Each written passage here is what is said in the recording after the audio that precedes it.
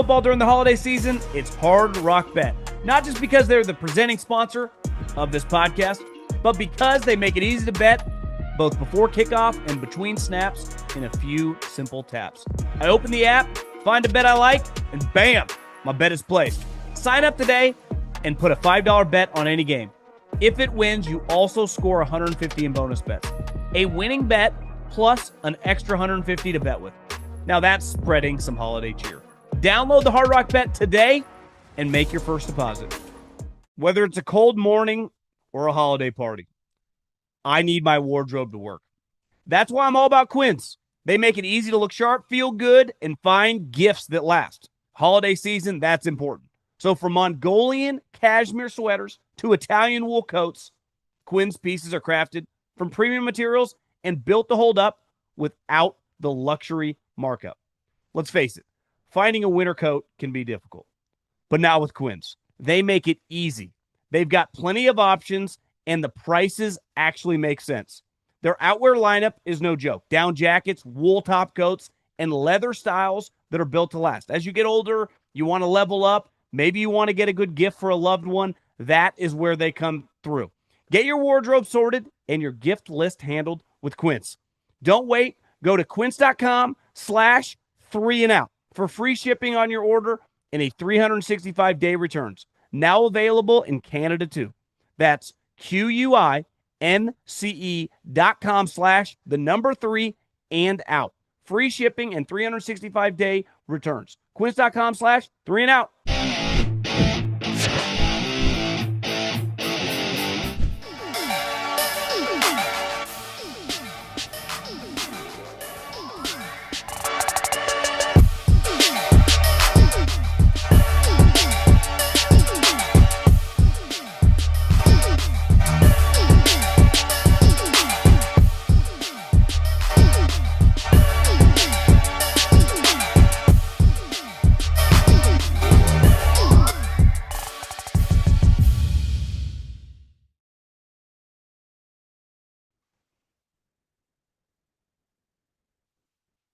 What is going on, everybody? How are we doing? Hopefully better than Packer fans who are now officially in shambles.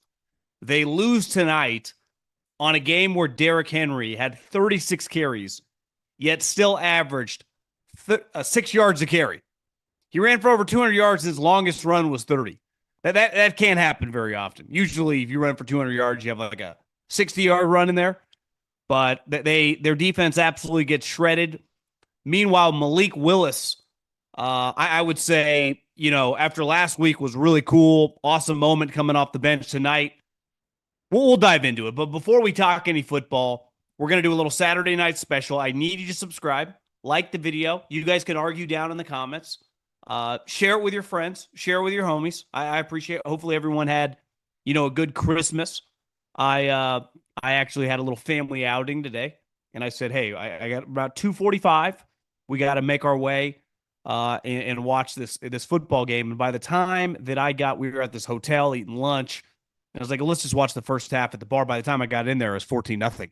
Like, what the hell happened?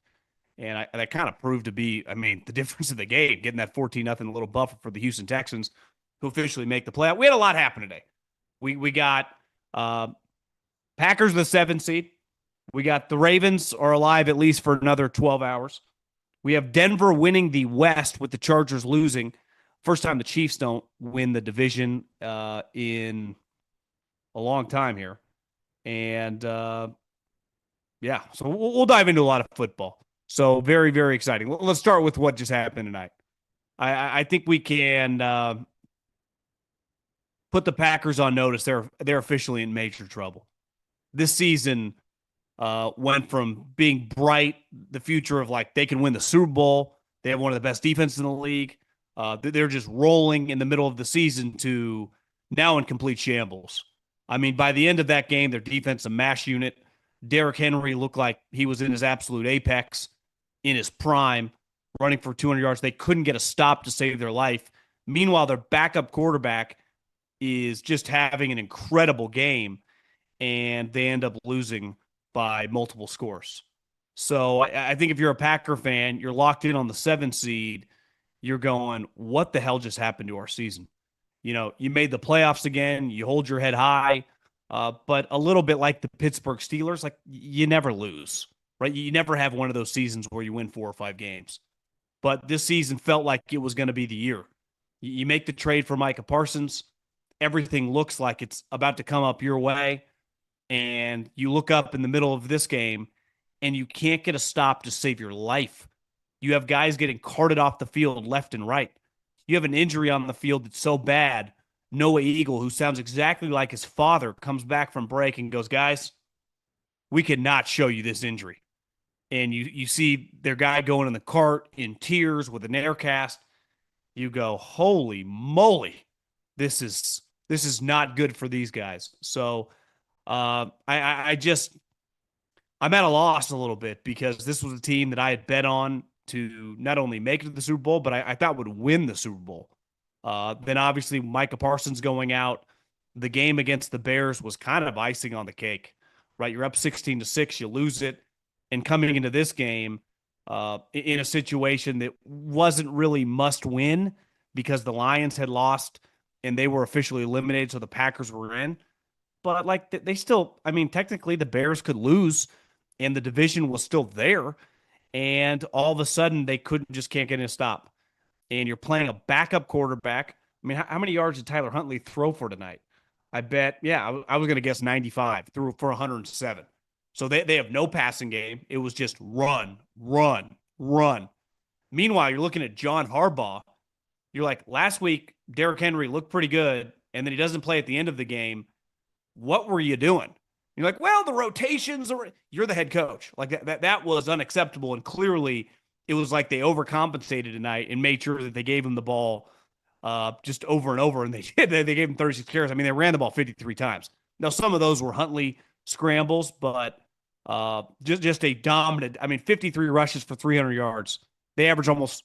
If you run for over 50 times in a game, and your average per carry is 5.8. You are shredding the opposing defense at Lambeau to get embarrassed like that, especially when, let's face it, I mean, one of the defining aspects of this team the last couple of years has been the defensive side of the ball, has been their defensive coordinator, Jeff Hafley, who many consider one of the top candidates this offseason to become a head coach, and they just got obliterated. And it felt like their season kind of unofficially ended tonight. Now, I do think there is a scenario that there's a lot to play out with the NFC seeding over the next couple weeks. I mean, the only thing we know for sure is that in some version of the Panthers or Tampa Bay, we'll be hosting what I would bet on will be the Sunday morning game on Fox come 2 weeks in that wild card round. But Eagles, Bears, Seattle, Rams, 49ers. I mean, the seedings, you just don't, the Eagles are going to get a home game, but Seattle, the Rams, and the 49ers can end up in multiple spots. And same, Chicago is going to end up either one or two. But I just look at this Packer team and go that they feel like one and done. Now, if they played the Bears in that first round, there is a scenario where that thing could get weird just because everybody and their mother would be picking the Bears. It'd be a weird feeling for Bears fans being the overwhelming favorite against a rival who's owned you until they didn't own you in that crazy comeback game. And now you win the division and now you host them. Their season on line. Some people say Matt LaFleur, like the Matt LaFleur contract extension situation is kind of the elephant in the room. At the same time, I'm watching Malik Willis. Malik Willis is everything that Twitter told you that Justin Fields was, but he actually isn't. And that's what Malik Willis is. Now, he probably had one of the best games of his career, but we've watched him now 2 weeks in a row. One coming off the bench, looked just like he did tonight, where he got a full week of prep, where he was incredible. Derrick Henry and Malik Willis were the best two players on the field. And honestly, it wasn't even close. I mean, Derrick Henry is going right to the Hall of Fame. He's truly one of the great bell cow, just horses the league has ever seen. Literally, physically, I don't, beside Adrian Peterson and back in the day like Earl Campbell, there just aren't running backs that size. but I was blown away by Malik Willis. And a lot of people online were like, how much money he's going to get, what's going to happen. Justin Fields, who's just, listen, I was wrong. I love Justin Fields coming out of college. Turns out he's just not a good quarterback. He's benched right now with the Jets, right? Got 2 years and $40 million. 30 of it was guaranteed. No one would argue, not a GM, not a coach, not a fan, that Malik Willis, so you can go less of a sample size, but I've just watched him last year. He's dramatically better this year, comfortable in environments in the cold, off the bench. Like, I would say that would be the minimum someone would sign him for, would be that 2 for 20. Young guy, high character, physically a beast, can run. Honestly, do you know what I was thinking tonight? To defend my guy Brock Purdy a little bit, is everyone's like, well, what the hell's the difference? Mac Jones. Like, if we're going to have that argument, not me, but it's gone around, people have talked about it. And listen, I understand where it comes from. It's low-hanging fruit. Well, why is no one having the argument like Jordan Love or Malik Willis? Because Malik Willis brings an element with his legs where he is an outstanding runner. And clearly, like, his instincts as a runner, on the one kind of, on the give or keep play, he keeps the ball, they all bite, and he just walks to the end zone. He had 2 touchdown runs. The other one was nice too. His throws, like throwing over the middle of the field, the touch on the outside routes, the poise in the pocket, from just like breaking tackles to stepping up in the pocket, just absolutely blown away. So again, if Justin Fields can get 2 years and $40 million, Malik Willis 100% can. If I was representing Malik Willis, if the numbers didn't just start at those numbers, I would hang up the phone. And it wouldn't shock me at all if someone gives him like 2 years, $50 million this offseason.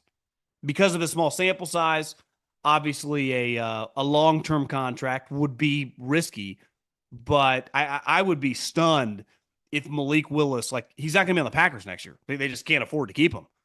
And there are enough teams. I mean, the Raiders are in absolute shambles. We'll dive into them in a second.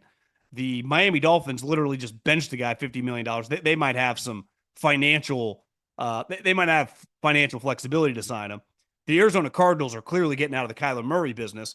Now, I'm pretty sure he's still on the books next year for, I think, close to $40 million. So there are a lot of some of these teams with some quarterback issues that the financial flexibility, we'll have to keep an eye on that, but we know the cap can be manipulated pretty easily.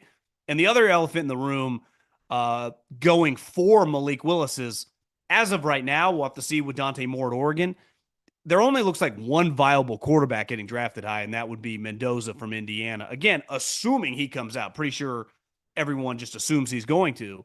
So if Mendoza is in the draft and he goes 1, well, there are going to be some other teams that are drafting high that don't have a quarterback that are going to want a guy. And remember, unlike the NBA, in the NFL, free agency comes before the draft.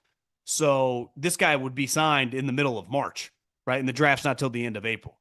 But right now, to me, if I had to guess, I would say 2 years, $50 million with like $35 million guaranteed. That's how much money Malik Willis made himself in the last 5 days.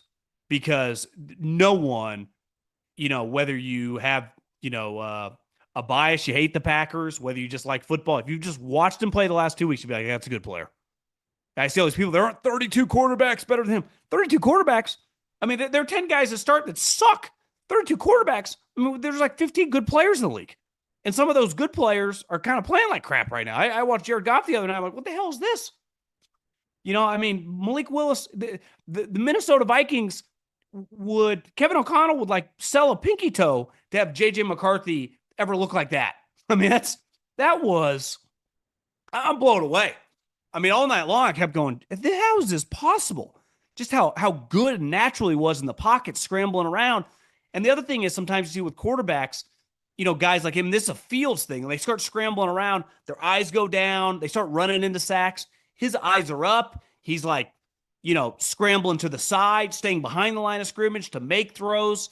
He has a great feel and like scramble drills for where his wide receivers are going. So again, I mean, Derrick Henry, rightfully so, will probably be the headline, runs for over 200 yards and 4 touchdowns. But I would put it right behind it, Malik Willis. And to me, Malik Willis kind of had his Phillip Rivers moment Like on Monday night, Malik Willis played to win the game. Like he played winning football. It was his defense's fault. And that's the type of defense where I don't care whether it's 2025 or 1979, if your defense doesn't play well, you have no shot to win in the college football playoffs and definitely to win in the NFL playoffs. You have none. And listen, this isn't all their fault. They have a bunch of injuries. You can't out scheme random backups. And they're at the point now where they just got a mash unit and they play a team like the Bears. They play the 49ers. All these teams have good offensive players that they would just get absolutely shredded. And Malik Willis at least gives them hope because he can do both, pass and run around. Now, I would expect Jordan Love, when he clears concussion protocol, to get elevated and thrown back in there.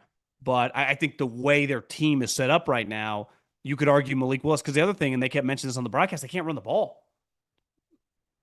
They had 79-yard rushing, and Malik Willis had 60 of it. So Jacobs is clearly banged up. Emmanuel Wilson had 3 carries for 16 yards. And his running threat is really kind of balances out their offense. So I think if you're a Packer fan, you're just kind of looking right now at the wall going, what the hell? How? What? What just happened? And it all started when that injury with Micah Parsons laying there on the ground, season kind of pivoted right then. Because the moment that happened, the Broncos flipped a switch, and we haven't really looked back since. Now, ironically, they did play well in the first 3 quarters and 10 minutes of that Bears game, but then it all slipped away. So it does feel like the last, 15 minutes of the Bears game kind of defines that entire game, even though they played pretty well in that game. And a large part of that was Malik Willis with the beautiful touchdown pass, who was excellent in that spot off the bench. So the Packers are now officially the 7 seed. They're going to be a massive underdog. I would guess potentially like around a touchdown, depending whether they play the Rams, whether they play, the Bears, I guess the Eagles, possible. I mean, most people are going to assume the Eagles are going to lose to Buffalo and probably get defined as that number 3 seed, so that they wouldn't play the Eagles in the first round. But I think the Packers, unlike a couple years ago when they went to Dallas and had the big upset, this does not feel like that at all. It doesn't even feel possible, partly because their defense in shambles, and offensively, it's just weird. And I would still extend Matt LaFleur. It's definitely going to be a conversation that comes up. I mean, what he's done with Malik Willis, you get credit for that. And the other reality is, if you were to, fire LaFleur, to me, your best option then would just be elevating Hafley. But you'd have to understand, LaFleur would immediately get hired. I mean, there are so many jobs that would be open. I think he would be a lock to get hired yesterday. I think he would immediately be hired by the Titans. I think the Giants would have to be on drugs to not be all over him. Again, assuming that, Mike Tomlin's kind of quieted everybody. And it's not one of those it's just the narrative, the same old with Mike Tomlin. Part of it is this. The Steelers put out a month ago when they were in shambles, Schefter starts putting out the details to his contract. They're not going to fire him, but they would trade him. That's coming from the Steelers, right? Now, maybe he shuts them up. What about John Harbaugh? I mean, this Lamar situation's weird. I didn't even quite realize this. We were just talking about it before we press record, the story that came out about them, this information about, him. Yeah, I just saw the headline about him playing video games late at night. Clearly the Ravens aren't thrilled. Where do you think that information comes from? Probably not Lamar's people. So, and that's what happens when you lose. People start backstabbing each other. Dan Campbell takes a lot of shit. What about John Harbaugh? John Harbaugh a couple years ago had the best team in the league, and he's a Super Bowl champion. And now a couple years later, I mean, if the Steelers just take care of business here in, less than, 15 hours, where they're a favorite against the Browns, who are fucking terrible, you're going to miss the playoffs. So that's pretty embarrassing. And let's face it, you're not even close to these other playoff teams, it feels like. Right? So I just think Harbaugh's a guy to kind of keep an eye on. That thing's gotten weird fast, even with the win tonight. But that's you don't get much credit if the Steelers win. Your season's over before you even play the last game of the season, which was against the Pittsburgh Steelers, which we all thought 3 weeks ago was going to probably be Sunday night. Winner wins the division. This huge rivalry, Tomlin versus Harbaugh. Now the game might not even matter. The Steelers are going to be playing Mason Rudolph against Snoop Huntley. So a lot happening. And then the earlier game, like I said, I came from lunch, walked into this bar. Uh, it was weird. I kind of got drunk in the middle of the day and then, sobered up by about dinner time. Drunk would be strong, but I had, 3 or 4 cocktails. You kind of lose track of the days and like, is every day just like a Saturday? Even though today technically is Saturday, and they're up 14-0. I'm like, I have to like kind of scratch my eyes. I'm like, this really the Texans are up 14-0. Yeah, I go look at the highlights, on Twitter. I mean, he just threw 2 bombs, and you get a 14-0 lead with that defense.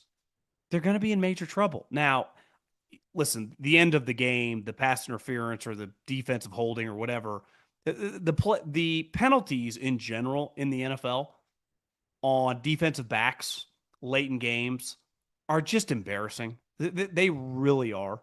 And they are consistently defensive holding, defensive pass interference, illegal touching. It's already impossible to play that position. No one's allowed to get touched physically going across the middle. We have something called defenseless receivers. No, guys, it's football. They're not defenseless. They know when they're running a crossing route or a dig route or just anything over the middle of the field. There are other defenders. Their job's literally to tackle them and hit them, but you're not allowed to really do that anymore. Now I can't just do anything to you.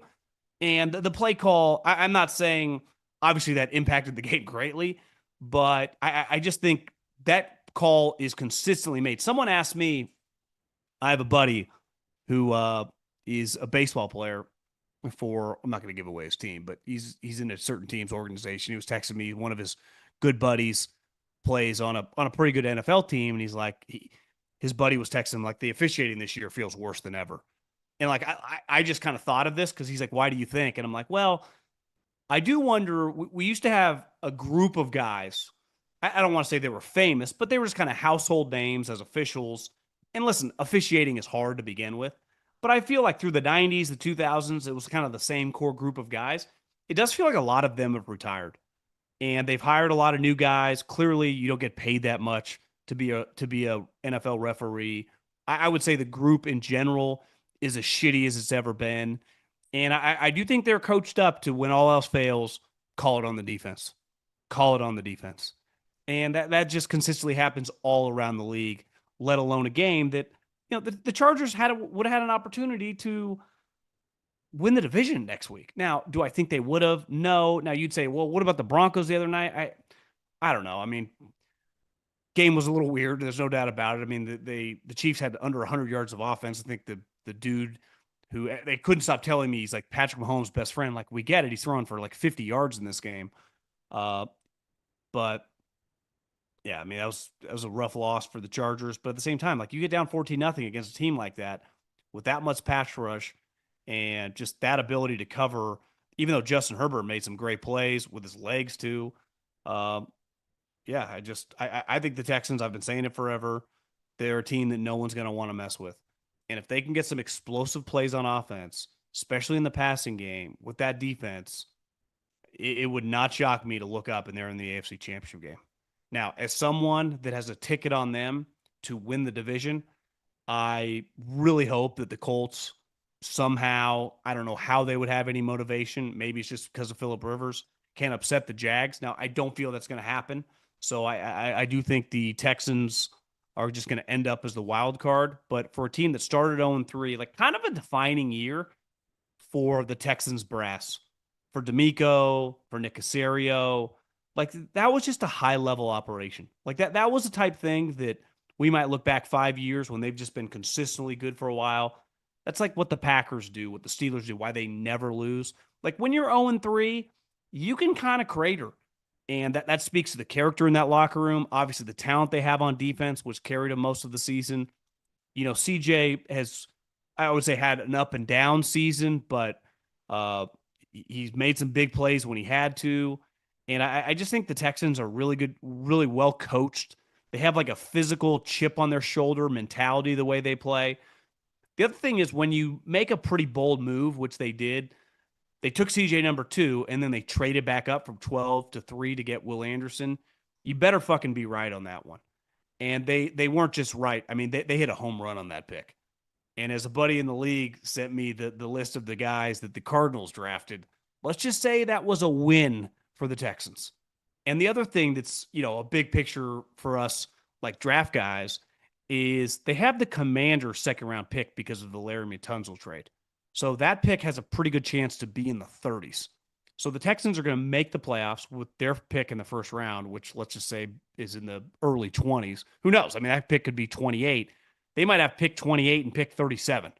So because of the Will Anderson trade, I think the depth on their team is definitely not as good, but they gave up a first rounder, right? And I think they gave up like a first and a second rounder to move up to make that trade on top of pick 12, which whenever you trade pick 12 to get up to 3 and then future stuff, pick 12 just becomes pick 3. So you basically just swap. It's what else did you give up? And I think it was a second round pick and the following year's first round pick. That's impactful. Like that hurts you. I saw it with the 49ers, right? It's like last year when they ran out of juice, like, well, yeah, they've been missing first round picks for years because of the Trey Lance trade. Get ready, Colts fans. Like, you just missed the playoffs and you don't have a first round pick for the next 2 years. Like, that is, I mean, if you lose these next 2 games, that is a massive win for the Jets. All of a sudden you look up and that pick is, pick 15.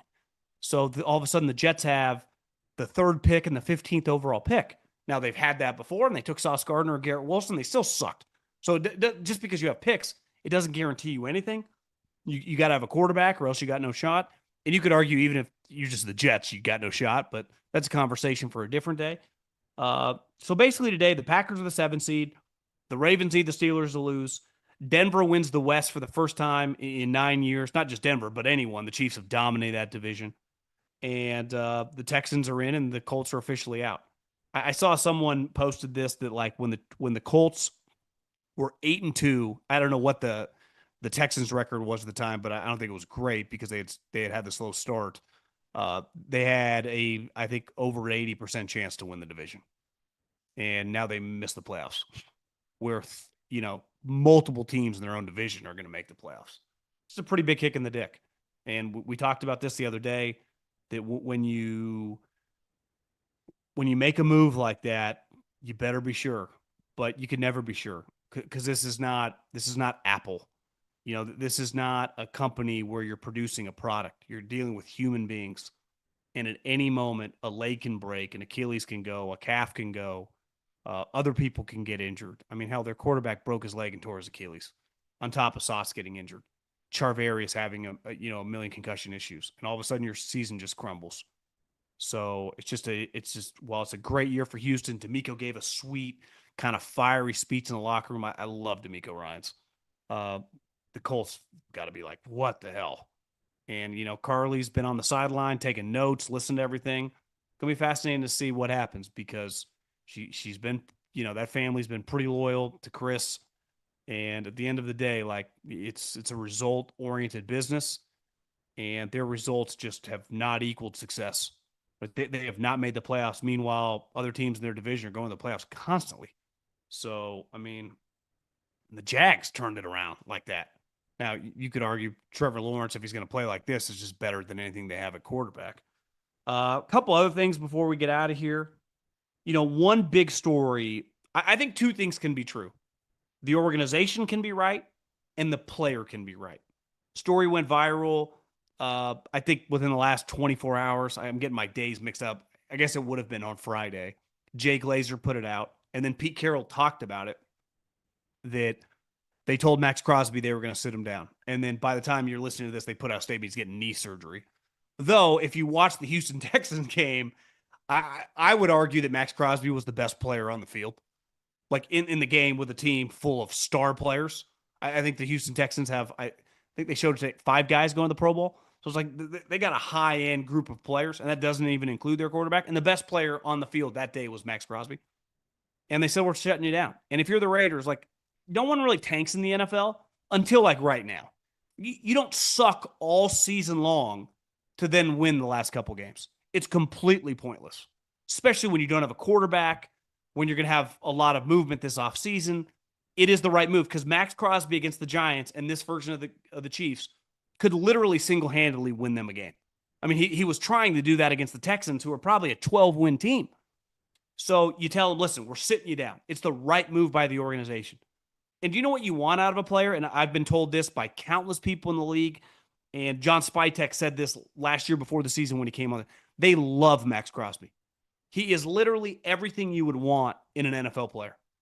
From a work ethic standpoint, from a love of the game standpoint, from a loyalty to the franchise standpoint, he like loves the Raiders for some reason, right? I mean, no one would blame any player if they're like, I want out of an organization like this. And he's kind of done the opposite. Now, he's been compensated, but he is as, I would say, as bought into a team as anyone in the league for his effort and his energy for a team that never does anything. And, you know, a lot of times the Raiders had Khalil Mack. He's like, well, if you can't pay me, get the fucking rid of me. See ya. Couldn't get out of there fast enough. Amari Cooper did the same thing. Max, a lot like Derek Carr, they were very, very loyal to the Raiders brand, which, let's face it, is a little abnormal in the internet era. And I do think you got to ask yourself. So listen, I admire, just like I'm sure the Raiders admire, like I do not want to play. And he was, I saw a clip where he said this, and I don't blame him. Like, I don't care about a draft pick. Well, how would he care about a draft pick? He was on the team when they had a top 10 pick, and they took the pass rusher from Texas Tech, who's terrible. He's seen guys get drafted high and stink. He's seen random guys. He is one that gets drafted on the third day and become good play. A draft pick for the Raiders doesn't mean shit. So he's like, yeah, you could tell me Fernando Mendoza is the best player in the draft. We could get him, and it doesn't equal more wins for us. It doesn't guarantee anything. So I understand his mindset too. So I think both teams, I saw Ted Nguyen, who writes for the Athletic, Barry guy, big Raider fan, said it perfectly. He tweeted it out like, both can be correct. Max and the Raiders are both right on this. Now, I also think you need to ask yourself this. I do think this offseason has kind of come to a fork in the road. Like, he still has a lot of value. And this situation is not apples to apples because this guy wanted a huge contract and the Chiefs were hesitant to give him one and they traded him. But when Jared Allen, who had become a star in 2007, and he kind of became at a contractual impasse, got traded to the Minnesota Vikings to change his career forever. Went to a high-level organization and then ended up becoming a Hall of Famer and played in a bunch of big games. And I do think Max this offseason, one, could net them multiple first-round picks. To me, the minimum would be like 2 1s and a 3. And this is a guy, it's not like he's a 24-year-old guy. He's 28 years old. But he's that good. He's durable. I mean, he's been hurt all year. He doesn't miss any games. He's sober like several years ago, so he doesn't drink, doesn't party, gets in no trouble. He's an all-in guy. You can't ask for anything more. He's honestly, I would say most people in the NFL, like one of their favorite players because he represents everything that you want from a guy, right? The effort level, which you go, well, you paid a lot of money, you should play hard. Well, you know, football can be very hit or miss, especially with guys at that position. Take plays off on a shitty team. He never does. So I think this offseason, you know, I follow a lot of like 49er accounts on Instagram. Mark Davis would do a belly flop off the Golden Gate Bridge before he ever traded in the 49ers. The 49ers would never be able to acquire Maxx Crosby. Now, I don't think they would trade him into the AFC. So I think the NFC, which is also full of teams that would be very, very interested, right? I think the Eagles would be all over. I think the Bears would be all over. I think the Lions would have to contemplate it very, very strongly. He's a Michigan guy. They need defensive help. You pair him up with Hutchinson. Now you just got a dynamic pass rush. I think there are so many teams in the NFC that I think would bid heavily for Maxx Crosby services. And I think if you're the Raiders at this point in time, you have 2 goals right now. Lose out. Now, I also think the Chiefs are lingering. Like, if I'm Andy Reid at this point in time, I'm trying to – if you lose – or excuse me, yeah, you lose to the Giants, meaning you were in the driver's seat to get the number 1 overall pick, I'm trying to ruin it for you. I'm trying to ruin your season, you know, and I would imagine that you just throw out Okolanu or whatever that guy's name is. You might not even have to try that hard. I mean, he's just not that good. And at this point in time, the Chiefs just aren't that good. So that's part of the reasoning to not put Max out there because he plays every game like it's a Super Bowl. And in a game like that, where, Chris Jones by then could be doing 1, 2, 3 Cancun, wouldn't even blame him. Kelsey, they basically did his retirement tour the other night, which I understand why they hyped it up so much. Like, felt like his last home game ever, which I also admire that, like, he probably knows it and just didn't say anything. Like, this isn't, I'm not doing some tour. I'm a team guy first. That's why we've won. This isn't about me.